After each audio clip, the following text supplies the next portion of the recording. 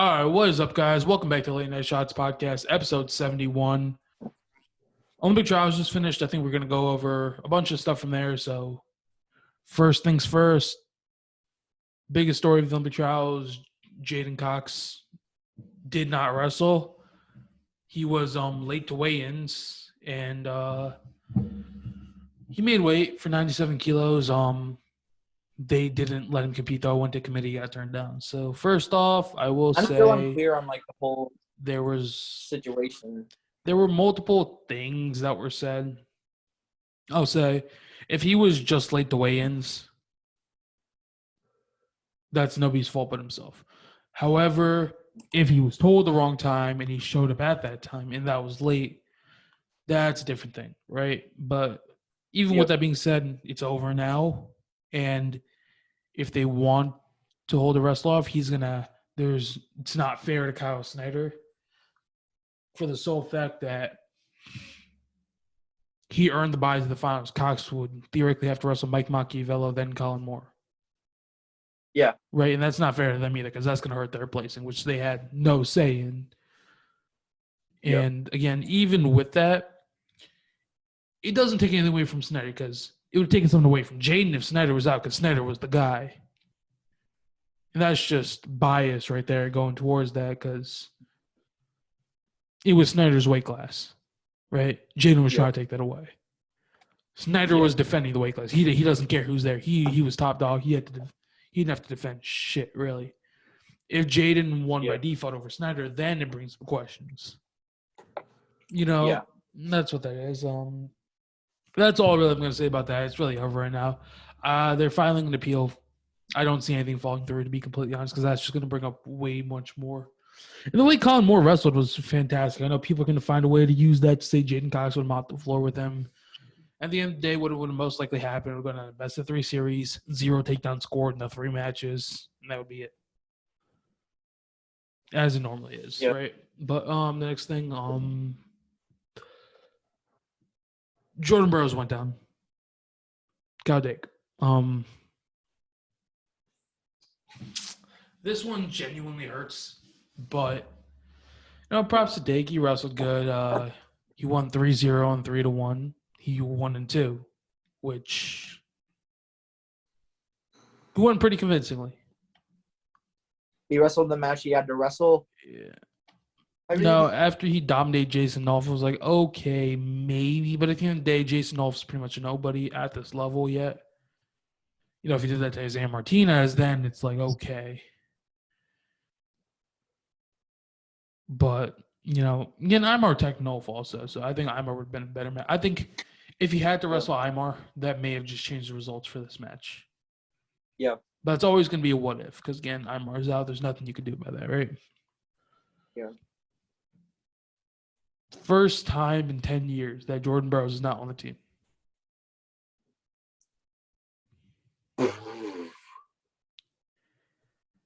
I'll say this right now. If I'm rooting for one person in Tokyo, it's going to be Frank Chamizo. Just personally. Really? Yeah. I mean, yeah. What was he, a bronze medalist in 2016 at 65 kgs? Yeah. Yeah. No, he's going to be my pick to win it, I think. It's going to be interesting to see Kyle Dake versus Zarbek Sidikov. And if it happens. I'll say this right now. If it happens. If Chamizo and Dake meet at 65, at 74, Chamizo's my pick. Dake. It's not like Dake won a close match. Dake almost lost that match against Chamizo. That would be winning a close match if you almost lost. No, not. You know what I'm saying? Like Dake normally wins like these 1-0, 2-0 matches a lot of times. Yeah. Yeah. This one he was genuinely taken down and had to come back to win. That's true. Yeah. You see matches all the time, 1-0 matches where he's not almost losing, he's just not being able to put up offense. Yeah. This, if this matchup goes at 74, does Dake hit that gut wrench? Possibly not. And that's always going to come down to it because, again, Chamizo is much quicker. Has just as good defense. Yeah. Dake was pushing the pace a lot in the beginning, and he couldn't really score on him. But, I think Sidikov is a solid pick. I'm rocking with Chamizo all the way. Chamizo, again, was going to be the guy I was rooting for, even if Jordan Burroughs made the team. I'll be completely honest, but it is what it is. Going back to 57, actually. Gilman, Gilman. pretty much fell short on every single stage possible. Never won a national title, never won a world title. He said in Tokyo. Now I'm happy for him. He did what he needed to do. He tech pinned Vito in the first match. He won 2-0 the second match and swept it 2-0. He's ahead there. I do think everything fell in the way he needed to. I think the only person that was going to beat him was Soriano, if he was there, possibly. Yeah. But I do think there's bad blood in that match. They both know. Absolutely. I think Spencer's out here just thinks everybody likes him. Nah, I fucking hate him with a passion. Soriano, Gilman both hate Spencer Lee with passion. Again, like that's just obviously goes without saying. Yeah. No, I don't think Gilman left the Hawkeye Wrestling Club because of Lee. It was more because he just wanted to go to Penn State. And, you see that a lot. Penn State has the best coaching, best athletes there. They're leaving to go there. Soriano, I'll say I wish he stayed at Penn State all I want, but what he's doing is working. So, yes. I feel genuinely bad for him because, it's fucking COVID. Like, that's legitimately just damn. The worst possible circumstance to happen. It's like, what can you do to prevent that? Like, you want him to stop training or, like, it genuinely sucks, Yeah, but Gilman, go on, Vito did beat Dayton Fix 6-5, I think. We talk about Dayton Fix stalling, but kind of the other way around at the end. I'll be completely honest. I was rooting for Vito to win that match. I just didn't really see it happening. But 1-point win, I'll take it. He's in the Olympic Trials finals. Dayton Fix, just gets his head straight and gets back into it. I think he could very well become a 2-time national champ. People are saying he can't beat Roman Bravo Young or Nick Sirianno. Both those matches went to overtime, Yeah. I don't think he was robbed in order of the headgear call with Sirianno. I think he was more robbed that double leg ride shouldn't have been stalemated that quickly. Yeah. And RBY, RBY had a great fucking tournament. That's the best way to put it, Yeah. We'll go 65. God damn. So the first round, so your seeds were Zane Rutherford 1, Yanni Diakomahalis 2, Jordan Oliver 3, James Green 4, Joey McKenna 5, and Nick Lee 6. Mitch McKee 7. Yeah. Let's say Evan Henderson 8.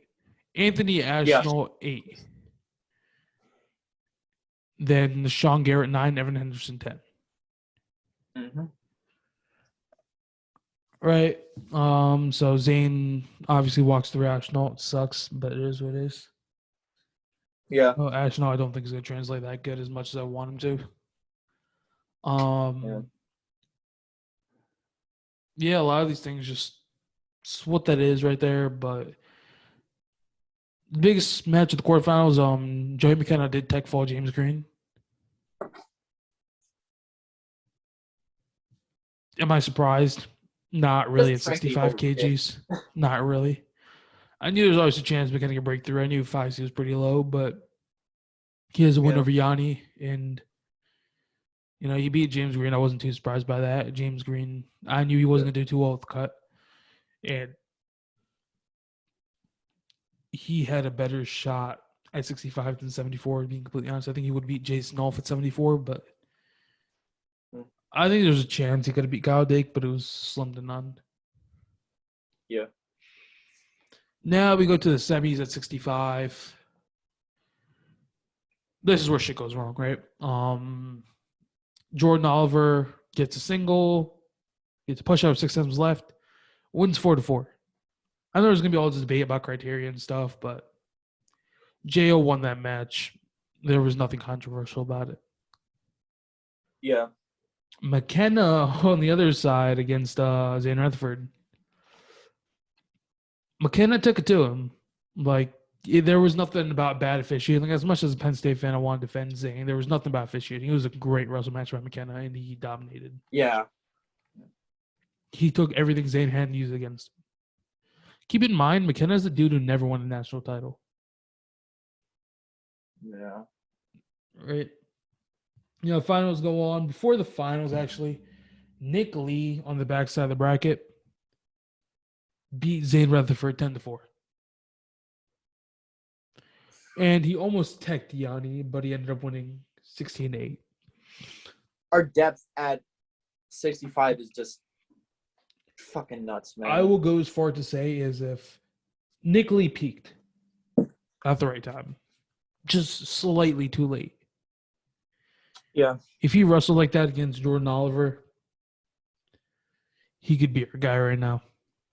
No, he's beaten Nick Lee before. He's beaten Yanni and Zayn now. You know, just Jordan Oliver's not invincible. He lost to Alec Pantaleo. Like, didn't qualify for trials. You know, I think that's very possible. You know, it's JO's time. I think it's been a long time coming from him. 2 0-2 runs in 2012 for London and 2016 for Rio. Hopefully he can qualify this weight in Bulgaria. Yeah. If not, it's probably the best case scenario for Yanni and Zayn, knowing that this is the year they throw. But I really hope Jo does get his shot. Anyways, I've said Bajrang is my pick at 65. That's not changing no matter what. But I really hope, though, Jo makes a good run, possibly gets himself an Olympic medal. Yeah. You know, we can go into 74 right here. You know, we'll talk about Dake. You know, Burroughs, it is what it is. If this is the end, it was a great fucking run. Yeah. Hopefully it's not. Maybe I don't know. Like it just seems surreal. You know, I think I don't want him to retire on a loss, but if he loses again today, it just becomes the Olympic trials may have been the right place to retire. I mean, maybe this is where the move to 86 kilos begins. I don't know. He's not being Taylor at 86. You don't think he does? No. I think the move to 70. I think next year, like, he doesn't have competition because they expect 79. Yeah. But I also will say I think Amar's time to take over. It might just be here. That's true. I think I really like. I know it's gonna be so like people are not gonna be happy about me saying Amar is gonna be Jordan Burroughs. But genuinely, I do think if Imar, as long as the injury wasn't too severe, Imar's not a nobody. Imar was 2 matches away from winning 4 national titles. Like, he's one of the best college wrestlers ever. Mm-hmm. His time, you know, it's been a long time coming for him. You know, it sucks that he's in the weight class he is, but I think he can very well get it done, you know? I think then, again, James Green's going to go back to 70, going to be the guy again. Yeah. 65 is going to be back to being the shit show. Deshaun Garrett and Nick Sirianni probably going to duke it out for 61. Then Fix and Gilman for and Vito and whoever for 57, you know? And then it comes to 92. Cox is going to have his weight back. He's going to have his hands full with Colin Moore, though. I will say that right now. I think Colin Moore can genuinely is the future of 97. Next he very well could be. Yeah. I will say that completely. I do think in 2024 at heavyweight, if Gable Stevenson's out, it's going to be Kerfliet's to lose. I think now that he beat Paris, I don't think that ever goes back again, assuming Kerfliet stays healthy. Right. You also have to consider Kerfliet, his freshman campaign was more impressive than Gable's. So was Schultz's, in my opinion. But, you know, that also I was going to say, I don't think Schultz ever beats Gable. I think Schultz is going to have his time in 2024, 2028, and maybe 2030 too. Greco guys can stay around for a lot longer than freestyle guys can. Yeah. 86. No, this may be Taylor's last run. I don't think he has. I don't know if he can withstand the storm for another one. It's like 29. I think he has one more quad in him. I don't know if he can win it though. That's gonna. He handled Bo, yeah, but that's again that was expected. In other news, Gabe Dean, suddenly as he came back, he's gone. He announced Oh, his he retired? retirement. Yep, came back for one round at the Olympics, and back to coaching. Great practice partner for Kyle Dake. Yep, Joe Rao retired. Ellis Coleman announced his retirement. I don't know if Tony Nelson is done or not. He may just be. Tony Nelson looked very impressive. He dropped a close one to Mason Paris and beat Greg Fleet. It kind of came down to size in a lot of those matches. Strength is obviously no weak point of Mason Paris, as we found out. Definitely not. Yeah, but no, great tournament by Mason Paris, to say the least. Like, wow. After losing to Greg Fleet, it made a great comeback. I would have liked to see Fleet beat Nelson, see that rematch. Mm-hmm. No, I'll always root for Don Bradley over anybody in the bracket, whether it's Gable Stevenson or whoever. Yeah. That's my favorite guy. I do think that was a little iffy of a call. Again, I'm not going to bash criteria or anything, but if you want to criteria Paris, that's fine. But criteria would have been Dom's favor. That I kind of don't like that how that challenge played out. Entire foot has to be out of bounds, but no, nonetheless, Dom is still here at like 33, I think. Dom's the oldest guy on the freestyle scene, I'm pretty sure. I think so, yeah. Yeah. Oh, yeah. Tony Nelson's here in 32. Like, these are some old guys. Like, these are guys. I think Don Brother may be older than Terrell Dlognev and Zach Ray, too. Yeah. Not older than Zach Ray, but that's crazy to think. We got to. That's insane. I think I do think Gable's going to depart after this year. Yeah, he might. I do think that Kirk Fleet will possibly be the guy. I think Penn State coaching that is going to make him the guy. I wouldn't be surprised if Gwiz takes it, though, after Gable's gone. I don't know if it was just me, but Gwiz seemed kind of content to lose that match. Yeah. Maybe, I don't know if he knew it was coming, just kind of conceded it for the first match. Yeah. Gwiz scored a takedown, though, but at the end of the day, that's pretty irrelevant now at this point. Mm-hmm. Gable ran through a great Kirk Fleet. I can't say. I'll be honest. I can't say anything I didn't expect, but I don't think Gable took one shot that match. I think they were all snap downs. Shit. It'll come down to Kirk Fleet taking bad shots live his matches. Granted, I know Gable would have probably mopped the floor with him anyways, and that really hurts me to say. Yeah. I think you can't give up turns at that level and expect to win big matches. No, you definitely can't. And I think we're gonna find that true to be Gable when we see him versus Hagul, hopefully this summer, if he gets him. Yeah. Gable, I'm waiting for the rematch with Qasim Boy Rakhimov from Uzbekistan. Pinned Gable last time they wrestled, I'm pretty sure. Yeah. Everybody gets mad when I show that clip. And people think Gable tried to inside trip, got a lat drop. I don't want to. No, I seem like an asshole, but like people were saying that Gable Stevenson could beat Adam Kuhn in a Greco match. At the end of the day, that's just straight disrespectful to Greco wrestlers. Like, you don't realize how much work these guys put in, how hard Greco wrestling actually is until you do it. Yeah. Like, it's not just being big and moving. Like, obviously, size helps. And you guys think Adam Kuhn is big? Wait till you see him versus Lopez if that goes on. You'll find out their level with this shit really fucking quick. Like, if Gable and Mihan Lopez were to wrestle, Lopez would pick Gable up with one hand, throw him on the ground, proceed to pick him back up with the other hand, and throw him on the ground again. And that's 8-0 tech. The amount of people I've had to explain how a tech is 8 points in Greco? In the weight class difference, it's so fucking annoying, dude. It is. Like, I try to be nice. Like, I know I'm gaining a lot of followers. A lot of new people are following me. Some of these dudes are like, damn, dude. It's like, let the Gwiz slander begin. Fuck that. I don't really care anymore. It's crazy how people thought Snyder could beat Gable.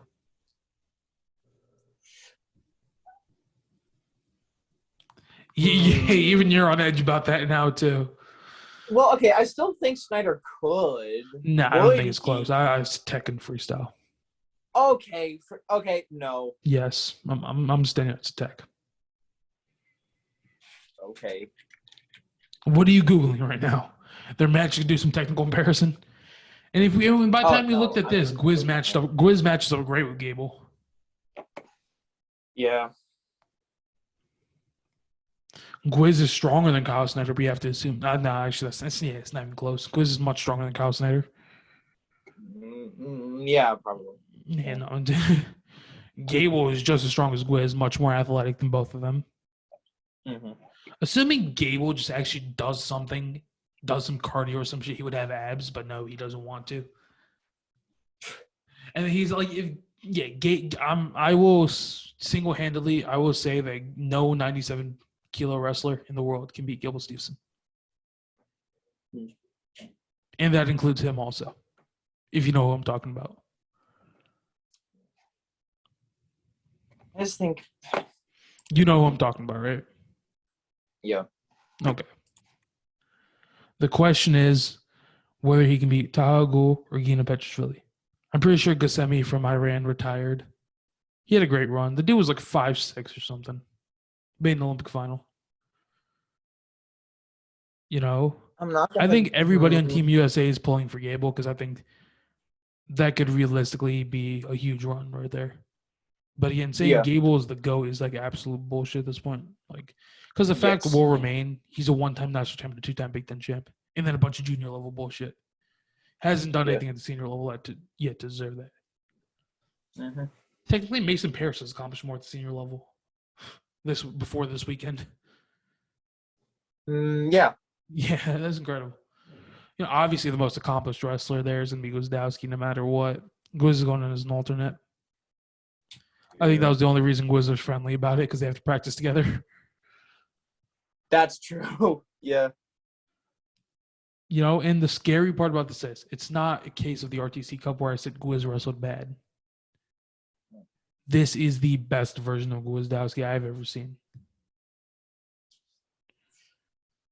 But Gable is just... Gwiz beat Dom Bradley 6-0. That may not seem like a lot, but Dom Bradley is one of the hardest guys.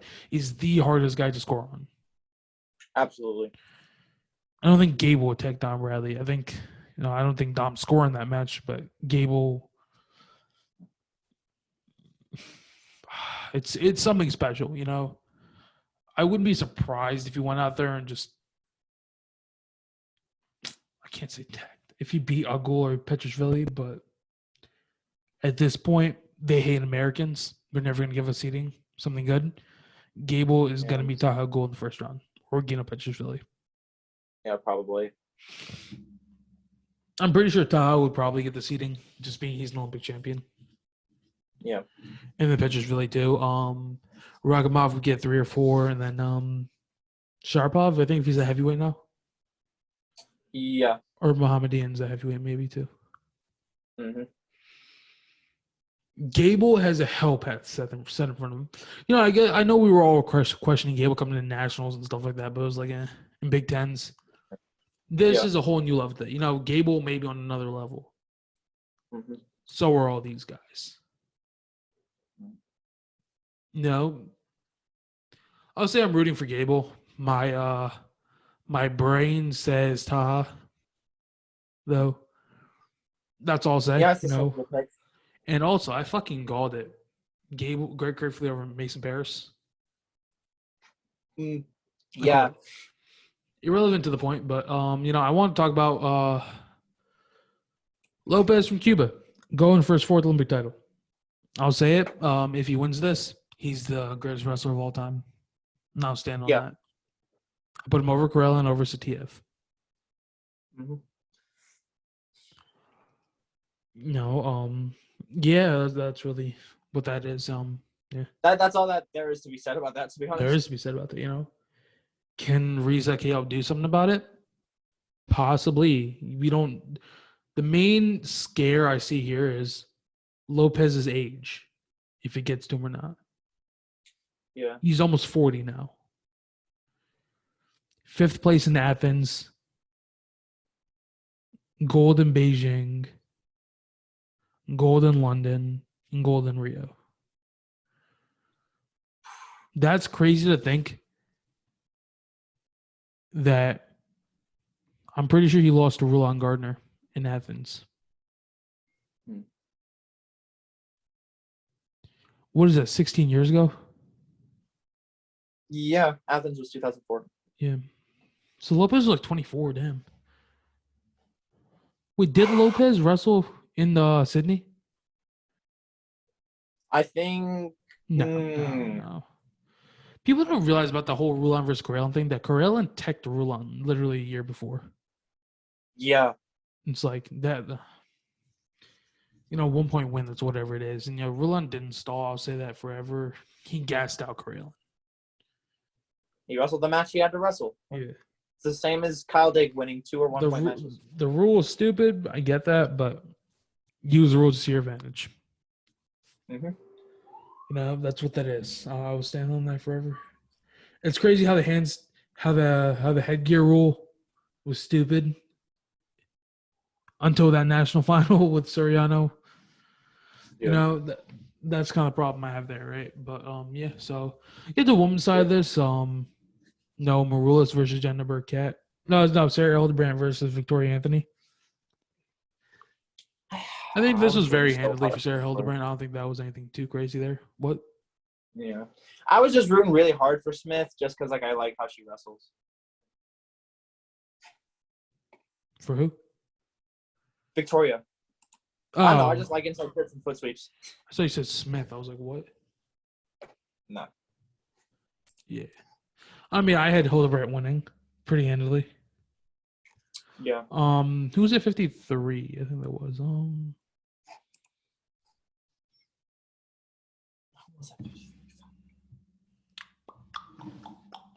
Rana Heaton versus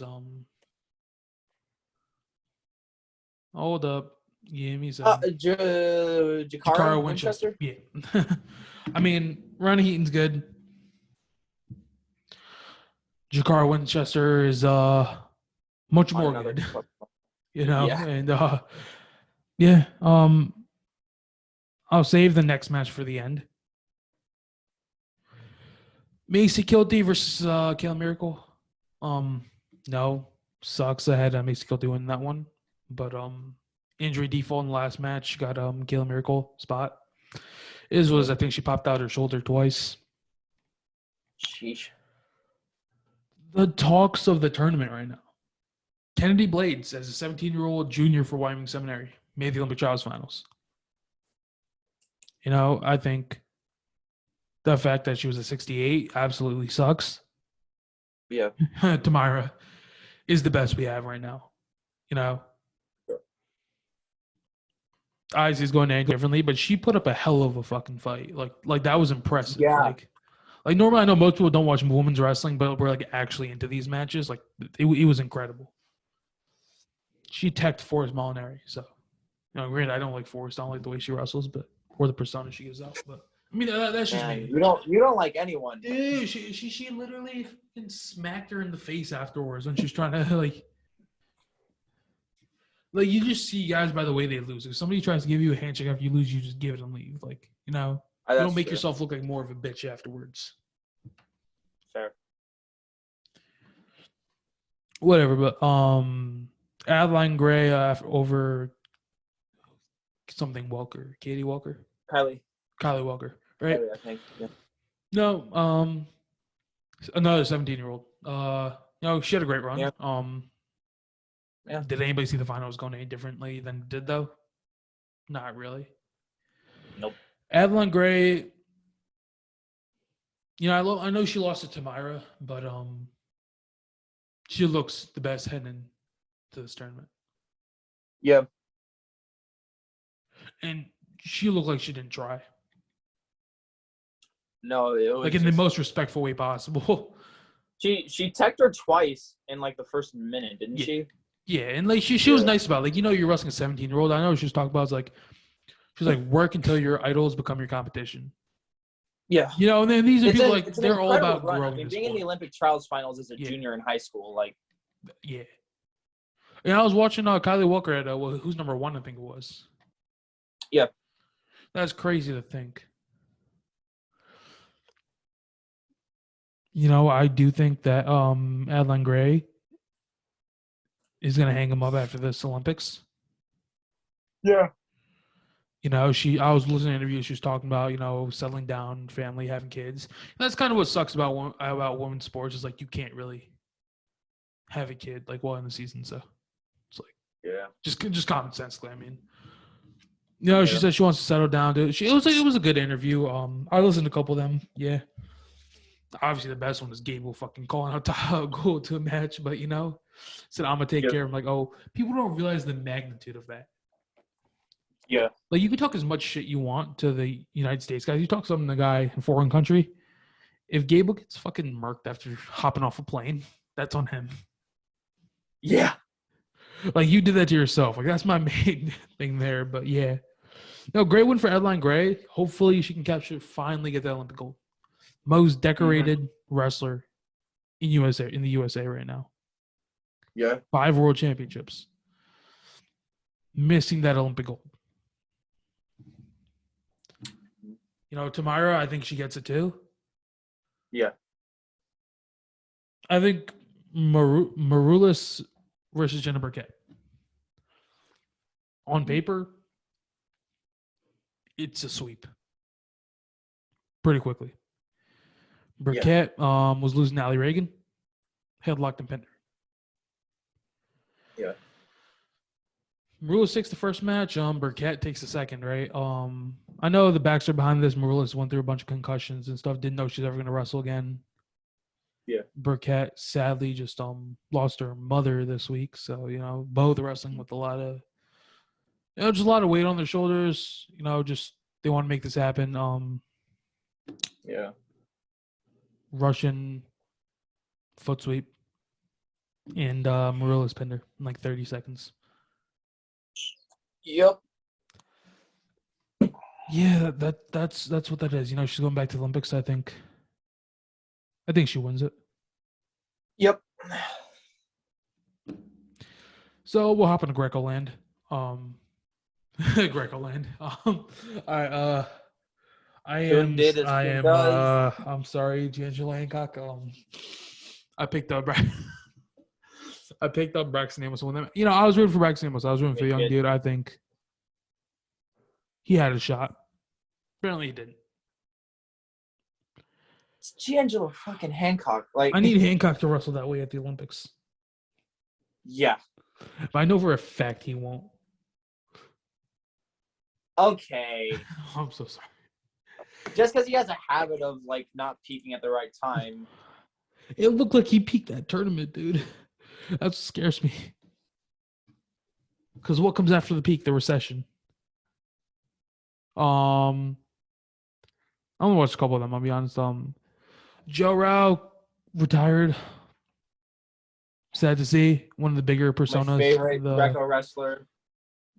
I mean, I can't say that, but you know, I'm sad to see him go.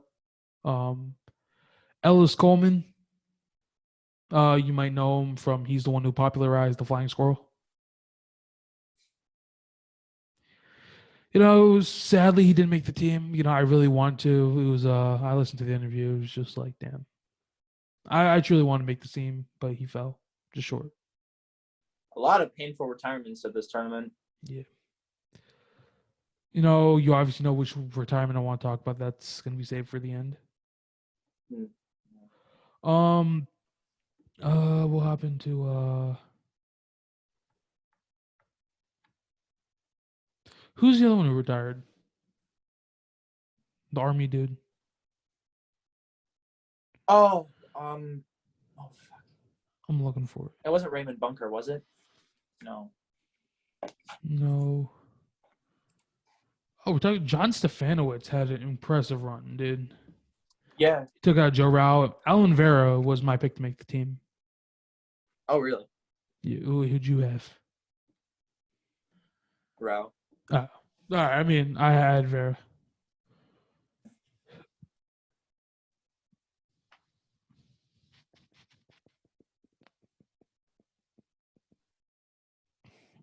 Did they just post a pic yesterday? I'm looking for this right now because they're bugging. Yeah.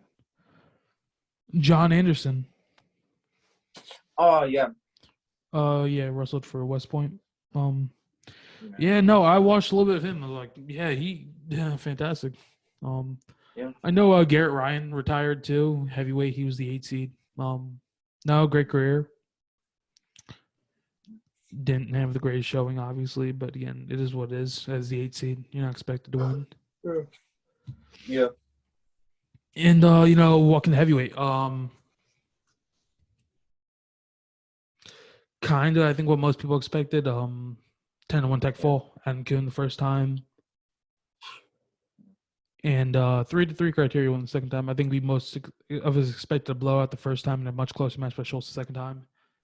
I think it mainly came down to I think criteria is good for this exact reason, Greco. Yeah. And then or else comes out in caution and parterre. I think it was never a question of if Schultz was going to get to the top. It was a question of when. Yeah. I think in the next couple of years is going to be his time. And I think Adam Kuhn's body is only I think Adam Kuhn's body is only going to take him so far. This man can go back to his aerospace engineering degree. One smart motherfucker right there. Yeah. He can go on to I think that's the reason I got so attached to watching Adam Kuhn wrestle, because I remember it's like, oh, this dude's 6'5", 290. He's studying aerospace engineering. His goal is to design a space shuttle that can hold him. And he wants to go to the moon someday. To space someday. No, I wish him best in that. He's one of those guys you truly can't hate. Same with Schultz. Like, I know a lot of people hate Gwiz, they hate Gable. That's it is what it is. Like, these are literally the two most likable guys out there. I think that Schultz may just be the next dominator at heavyweight for Greco. At Greco? Yeah, absolutely. Like the level of Corralin and Lopez. Oh. Yeah. I can see it. I think Corralin won in Seoul in 1988, Barcelona, Atlanta in 1992. Is Kyle done after this year too? Hear me out. I'm trying to think. Barcelona was 1992. Seoul was 1988. Atlanta was 1996. He won. Sydney, he lost to Gardner. 1 year off. I don't know who won, but I know Gardner placed third. Right. Lopez wins in Athens. Lopez wins in Beijing. No, Lopez not win in Athens. Athens is the one who went to there. Lopez wins in Beijing. Lopez wins in London. Lopez wins in Rio. Right. Assuming Lopez wins now, Riza wins in France. Right. No, yeah, Riza wins in France. What's after that? Is it back in London? Or? Yes. No, it's not. It can't be. It might go back to I think it was San Francisco or something. Dude, that's crazy to think that's 10 years from now. Yeah. I do think KO gets one. They also have Sergey Semenov. I think if Kuhn qualifies the weight, he can get on the podium. Yeah. There's a gold, a silver, 2 bronzes. People forget there are 2 bronzes given out. Yeah. I will also go as far as say that Lopez texts his way through the bracket, including Riza. Yeah. I mean, I don't think it's too impossible. I think Riza pretty much handles everybody else, and Semenov pretty much handles everybody else too. Remember, Semenov teched Kuhn too. So, but I also think this version of Kuhn is looking a lot better than previously. Yeah. I'm happy that he stopped wrestling freestyle. Yeah. I don't think Gable's win over him means that much, to be completely honest. Yeah, no, not really. For the sole fact, again, you have to realize Kuhn didn't wrestle a great tournament. He wrestled over 10 matches that tournament. Yes. And he, obviously got teched by Gable. That's really whatever it is, but he was never a freestyle wrestler. I think most people know that. So, yeah. Yeah. Now, what are we looking forward to? I think Gable versus Taha or Gino. Mm-hmm. I will say Taha showed up when it matters. Taha has to be the top guy. Gino number 2, and I don't even Rockabov number 3, and then Gable is unseated, right? Right. Because he's not even the one to qualify the weight class. Mm-hmm. Can Gable stop Taha's leg lace? No. Nobody in the world can. Yeah. Right? It's going to come down to if Gable Don't get goes taken in down. to that with the same attitude Gable had going into nationals, it's going to be a long fucking day. With that being said,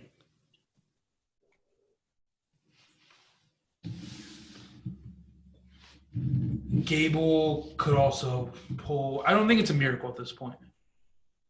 Like, I'm normally the one to shit on Gable, telling him, like, oh, he's probably a long shot for this.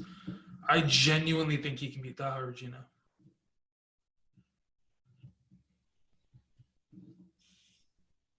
It's possible. It's not going to be a blowout, but it's possible. I will also say, though, he's pretty fucking stupid for calling them out. That's something you probably shouldn't do. Yeah. But, you know, it is what it is. Yeah. I think if he retires after that tournament, it's most likely Kirkford's time to take over. Because I'm assuming, unless Gwiz stays, I think, I know Kirkfleet and Gable are friends. They're probably communicating this out, to be completely honest with you. Mm-hmm. They know what's happening if that and that, I think. Yeah. Who's the most experienced guys in the world level right now? Mine's Gable. Gwizdowski, Paris, Dom, Kirkfleet. Kirkfleet has more accolades, I think, any of them.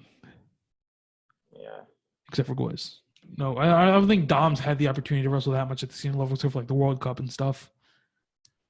Yeah. Same with Tony Nelson, right? I think Kirkfleet's young. He has the best fit. Yeah. I think Paris could very well beat him. I think freestyle is going to again be Paris' kryptonite. Yeah. Because I really didn't want to call this. I really didn't want to call Kirkfleet beating Paris for the sole fact that, like,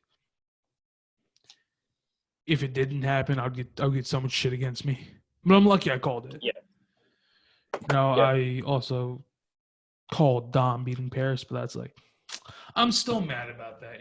I'm happy for Paris. He wrestled a great tournament. He deserves it, but yeah, I don't know if Tony's gonna hang up the shoes yet. Yeah, no, probably. Because Tony's younger than Dom too. He's like 29 also. Mm-hmm. But you also realize that Gable's out after this year. Tony's gonna be their only heavyweight. Yeah, that's just insane to think about. I will say I'm not gonna make a pick on Gable until I see him wrestle at another tournament. I think there's something else he can wrestle at. I think can you still wrestle at the last chance qualifier even if you don't need to qualify? No, right. That does make sense, yeah. There's another. I feel like you can enter whatever the hell you want. It's just a matter of, like, that would probably fuck with your training cycle.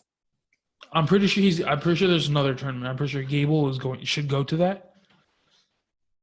It's the international scene fucks a lot of people up. That's what people will forget to remember. Yeah. Right. How does Gable do wrestling in the international scene? Where nobody wants to see him win. It's just a matter of, like, Taha is going to be kind of one of the few guys who, he does what Gable does. His leg attacks are fucking ridiculous. Yeah. And you also have to realize everybody there is against him. Yeah. Everybody there wants to see Taha win. Yeah. But let's be honest, Japan has no competitors at the upper weights. Isn't Rei Higuchi from Japan, or is that Korea? Rei Higuchi's Japanese. Japanese, yeah. He's their only real guy, I'm pretty sure. Yeah. Well, yeah. Yep. Ataguro. Del Greco? Nope. Freeze. Oh, yeah, because we're still talking Greco. Yeah, I got no clue what the hell Japan's doing for Greco. Isn't Kiriicho, is she gone or that was a while ago? Yeah. Who's the one Marua's beat in the finals? No clue. Oh, was that Kiriicho? I think so. No, she has 4 gold. No way she lost the 5th. Never mind. I'm going way too off about this, but yeah. So yeah, I think the most solid bit is Gable bronze, and he shares that with Rakhimov. Yeah. I don't know as far what to take this, but it is what it is. What should we title this video? Now I think about it. Olympic news. Gable for gold. A little clickbaity, but yeah, sure. Yeah, sure. All right. So I think that's probably gonna be it. No, I think, but yeah. So we not really much to talk about. I know the trials went on, but it's like at the end of the day, it hurts. You know, it really does to see JB not on a team. And it genuinely does suck to see what happened to Jaden Cox, Nick Suriano. Imar didn't compete. Alex Derringer, probably was going to be his last run. That one genuinely sucks. Yeah. I think, yeah. And you're starting to see some of these guys who never won national titles up there. I would consider Colin Moore a one-time national champ for the purposes of he would have been, but you can't do that. Mm-hmm. Was Joey McKenna robbed? That's for another episode. All right. Anyways, thank you guys for watching the Late Night Shots podcast. It's been episode 71. We will see you guys again next time. All right, peace.